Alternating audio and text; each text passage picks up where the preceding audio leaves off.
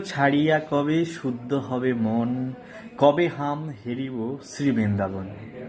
আমাদের মন অশুদ্ধ হওয়ার কারণ হচ্ছে মনের মধ্যে অসংখ্য বিষয়কে ভোগ করার বাসনা। এই মনের মলিনতা কি? যে মনের মধ্যে ক্রমাগত বিষয় ভোগ করার বাসনা আমাদের মলিনতায় পরিপূর্ণ করে দিচ্ছে। তাই আমাদের কি করতে হবে?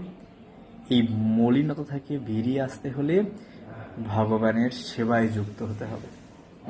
ভগবানের সেবায় যখন আমরা যুক্ত হব, তো মনের মলিনতা, কামনা বাসনার প্রভাব, এই দুর্গন্ধ প্রভাব কামনা বাসনার থেকে আমরা বেরিয়ে আসতে পারি কেবলমাত্র ভগবানের সেবার প্রভাবে।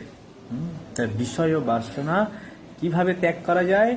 কৃত্রিমভাবে ত্যাগ করা যায় না। সেটা ত্যাগ করার জন্য ভগবানের প্রতি আসক্তি বাড়াতে হবে, তার সেবার প্রতি আসক্তি বাড়াতে হবে।